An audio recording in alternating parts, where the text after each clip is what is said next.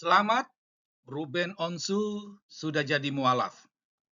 Berita tentang Ruben Onsu yang menjadi mualaf ini cukup populer, menjadi viral di media sosial. Ya, oke, sangat menarik. Selamat datang di channel video saya. Pada kesempatan kali ini, saya mau mengajak Anda untuk bersama-sama melihat dan membahas fenomena berita Ruben Onsu yang resmi telah menjadi mualaf. Kalau kita memperhatikan ya tanggapan-tanggapan dari netizen di media sosial, ada kesan seolah-olah bahwa menjadi mualaf dan viral itu mau menunjukkan bahwa Islam itu benar, ya. Nah, jadi ini suatu hal yang menarik, ya. Jadi dari peristiwa Ruben Onsu ini ada kesan bahwa banyaknya orang mualaf dan berita itu menjadi viral itu menunjukkan kebenaran Islam. Apakah memang demikian? Nah, pada kesempatan video saya kali ini, kita akan coba membahasnya bersama-sama. Sebelum kita membahas soal viral tadi, terlebih dahulu saya mau mengajak Anda untuk melihat bagaimana pandangan Gereja Katolik terkait umat yang melakukan perpindahan agama. Jadi ini merupakan pandangan umum, tidak sebatas mau menyikapi fenomena atau viralnya berita Ruben Onsu menjadi mualaf, ya. Nah, jadi jangan salah paham, ya, bahwa pandangan Gereja Katolik soal konversi sudah ada jauh sebelum Ruben Onsu ini menjadi mualaf, ya. Baik. Bagi Gereja Katolik,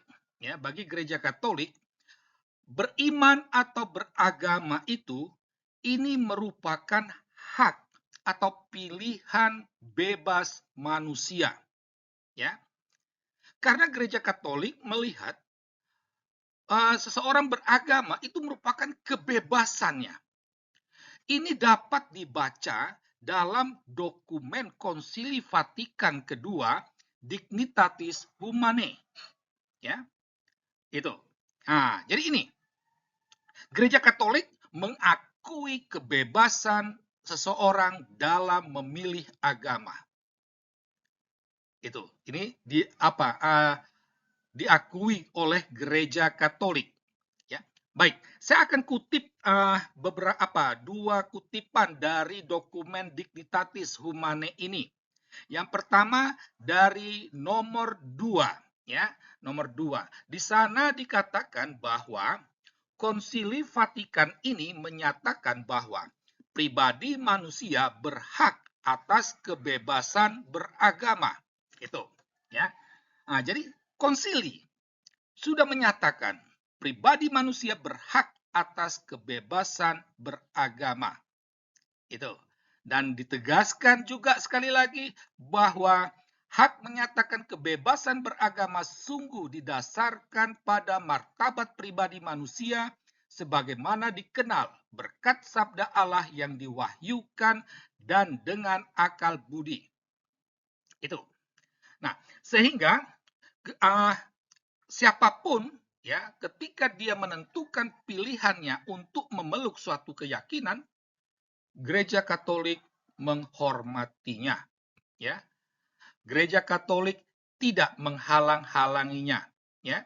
Jadi sebagaimana tadi dikatakan, sehingga dalam hal keagamaan tak seorang pun dipaksa untuk bertindak melawan suara hatinya. Itu.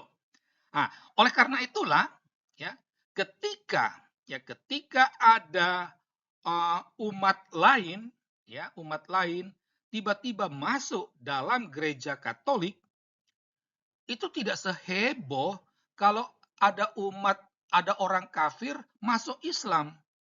Itu. Karena apa? Karena memang Islam itu suka yang heboh-heboh, ya. Itu. Gereja Katolik tidaklah seperti itu.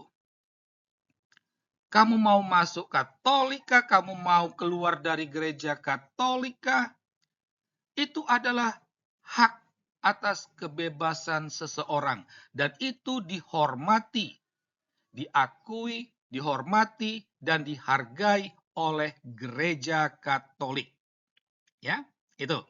Nah, saya ambil kutipan yang kedua dari nomor 12 ya.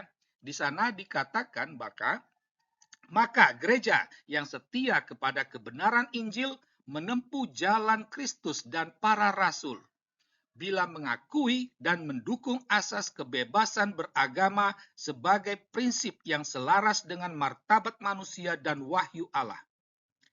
Ajaran yang diterima dari sang guru dan dari para rasul oleh gereja dipelihara dan diteruskan sepanjang masa.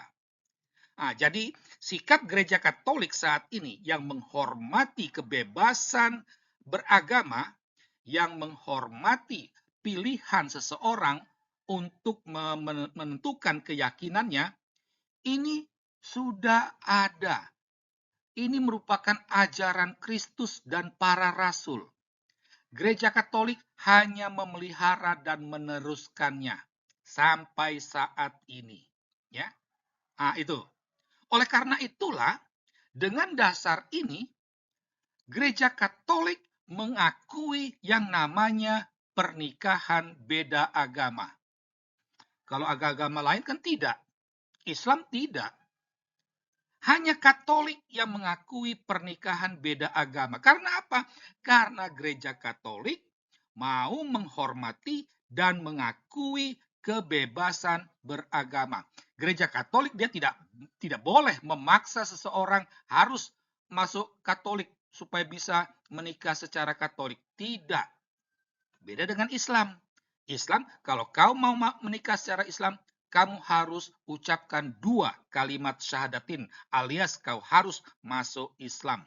Ini namanya pemaksaan, bukan menghargai kebebasan seseorang. Nah, inilah pandangan gereja Katolik soal konversi agama.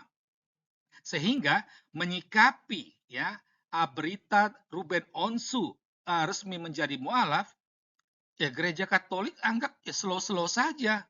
Itu adalah pilihan Ruben. Gereja Katolik menghargai hak kebebasan Ruben Onsu. Seperti itu. Sekarang kita akan melihat bersama-sama, benarkah banyaknya mualaf dan menjadi viral itu menunjukkan Islam itu benar? Saya langsung saja menjawabnya bahwa hal itu sama sekali tidaklah benar. Ya, sama sekali tidaklah benar.